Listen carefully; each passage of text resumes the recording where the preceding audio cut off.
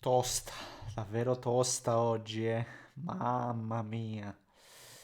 Io l'avevo quasi considerata andata questa partita qua, anche perché si continuava a mettere palloni in mezzo, però puntualmente e in maniera del tutto precisa il Verona ribatteva tranquillamente, ordinatissima e anche pungente poi quando si trattava di riversarsi nell'area avversaria. Il Verona, fatemelo dire subito, è una squadra che oggi si trova al terzultimo posto, classifica alla mano, e io mi chiedo anche perché.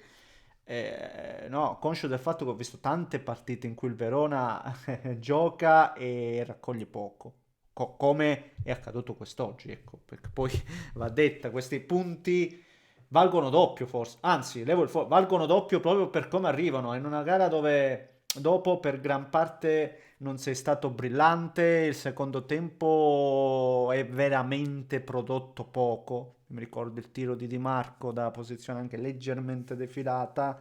E poi ribadisco, palloni buttati in mezzo, ma mai veramente no, hai creato dei pericoli contro un Verona che addirittura dopo il pari aveva sfiorato il vantaggio con il palo di Orban. Però, caspita, cioè, io ho visto tante partite dell'Inter in cui magari no, stai lì a creare tante occasioni, non converti e poi magari ti mangi le mani. Oggi è la volta che ci portiamo a casa un risultato d'oro in una prestazione che secondo me però oggi non era sufficiente per la vittoria. La prestazione di oggi non era sufficiente per la vittoria. E su questo poi possiamo ovviamente dibattere. Prima, come al solito, vi invito a lasciare il like per abbuffare l'algoritmo che sta sempre lì, no? A guardarci di sbiego. Se volete iscrivetevi per seguire i prossimi contenuti. E ovviamente stasera c'è il big match. Non so se nel pomeriggio porteremo anche qualche altra gara, magari il Bologna. Vedremo un po' anche in che condizioni sono perché mi sto riprendendo. Ieri veramente raffreddatissimo. Oggi con qualche aspirina in più cerchiamo di combattere. Qualcosina, qualche miglioramento c'è. Però non siamo ancora al 100% ovviamente. Vi invito a passare in descrizione dove trovate tutti i profili social. Vi ringrazio per il vostro supporto, commenti, il vostro coinvolgimento. Ecco, questo. Grazie, grazie, grazie. Devo dire che la partita per me l'Inter l'aveva approcciata anche bene, l'ho vista bene nella fase iniziale, e c'è stata l'occasione di Zielinski, la palombella di Lautaro che poi non so se era fuori gioco o meno, il colpo di testa di Bastoni, l'Inter che trova il vantaggio meritatamente e gestisce alla grande, a un certo punto esce la grafica 22% possesso palla Verona, 78 Inter. E lo voglio rimarcare questo aspetto proprio per dire che oggi ho rivisto quel possesso, quella manovra lenta, sterile, senza velocità, senza voglia poi di andare ad affondare, no? Quello che si ricriminava un po' all'Inter di Inzaghi, no? Quante volte l'abbiamo detto, è il possesso però se poi non verticalizzi non serve. Oggi ho rivisto paro paro quelle situazioni là, ragazzi. Forse anche un po' si piaceva, non lo so. Però c'è stato quel momento in cui eravamo in piena gestione, in piena padronanza della partita. E ripeto, quindi un ottimo approccio, un ottimo avvio. E poi hai subito il gol perché fino ad allora, onestamente, forse qualche palla e mezzo, ma eravamo assolutamente, ribadisco, solidi anche, non si era subito nulla. Prendi quel gol, bella tra l'altro la giocata di Giovane, e lì cambia un po' tutto il mood, no? Si palesa la poca brillantezza che abbiamo visto quest'oggi. Sul gol stesso, fatemi dire, forse si può fare un po' meglio. Sicuramente Bastone può fare un po' meglio. Poi è una posizione abbastanza defilata, lo stesso Sommer, onestamente. Ecco, secondo me lì è il classico scenario in cui se hai il portiere top level, no, il classico top player, quella te la deve parare per quanto mi riguarda. Non è assolutamente una papera, questa no, non lo voglio dire assolutamente, però è il classico tiro da posizione leggermente di finale, forte, tirato forte, ha tirato bene Giovanna, che sia chiaro, però ribadisco, se hai il portiere di livello, quella te la può prendere, però questo giusto per dare un'analisi approfondita dell'episodio in sé.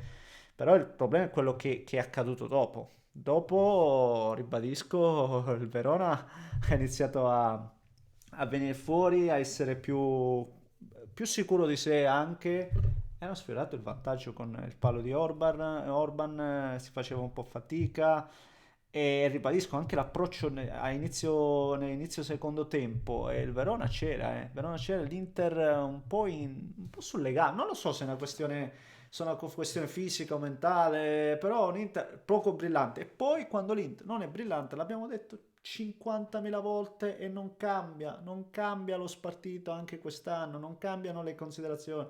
Quando poi l'Inter non è brillante, fa fatica. Fa fatica, perché fa fatica? E ritorniamo sempre lì, ragazzi. Ritorniamo sempre lì, perché poi se quelle cose non le sistemi, arrivano, e arrivano e si ripresenteranno durante questo campionato, e lo vedrete.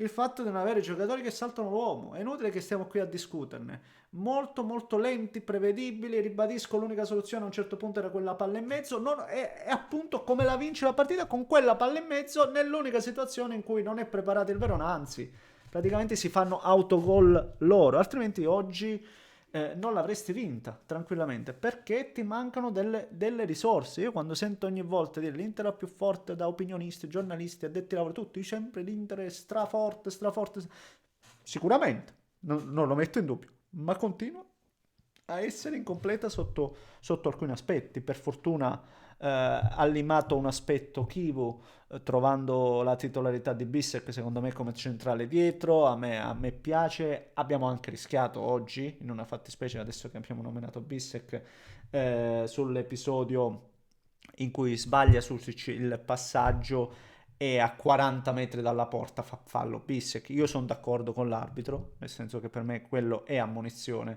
perché c'è troppo campo davanti ancora da attaccare. C'è gente che avrebbe potuto recuperare la palla, se non sbaglio stava andando anche non centrale la palla ma verso destra, e quindi il rosso sarebbe stato troppo penalizzante. Sono d'accordo, però attenzione, perché un altro arbitro non lo sai che cosa può fare in quella fattispecie, e va così come nel finale quando si è buttato a terra Pio Esposito. Quello non è assolutamente rigore. Io quelle cose non voglio, quelle non devono mai essere fischiate, che sia chiaro. Però ribadisco, oggi è andata bene. Oggi raccogliamo quanto magari abbiamo seminato e perso in altre circostanze, e quindi ottimi 3 punti, anche considerando che si va veramente piano. Anche quest'anno credo che si vada piano, quindi non mi aspetto una quota scudetto altissima, non me l'aspetto di certo a 90 punti, per intenderci. Magari è troppo presto per fare queste considerazioni, ma visto l'andazzo mi sentirei di abbassarla di molto. E quindi ottima questa vittoria. Ribadisco la prestazione, non un Inter vivace, non un Inter brillante, anzi, fortuna vuole sblocchiamo la palla, e fatemi concludere, dare giustamente merito anche a chi ha preparato la palla inattiva in quel modo, un vero e proprio schema, Palombo. Infatti andavano tutti a scherzare con lui, Angelo Palombo. E però brava per come l'hanno preparata, e brava a sfruttare il destro di Zielinski. Queste giocate le ha, ecco, finalmente le vediamo, perché Zielo è capace di queste cose, un grande gol. E oggi la vinci così, con veramente un grandissimo gol, un grandissimo gesto tecnico e un autogol. Bene, bene, bene. Ribadisco, mi dispiace per il Verona, mi dispiace molto per il Verona, perché oggi veramente è terzultima, non per oggi, no, mi dispiace per il fatto che oggi si ritrova terzultima, nonostante stia facendo tanto bene, però.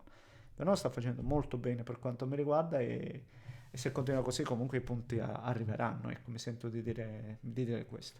Signori, fatemi sapere cosa ne pensate voi, commentate, like, se volete iscrivetevi al canale, un grande abbraccio da Neschio.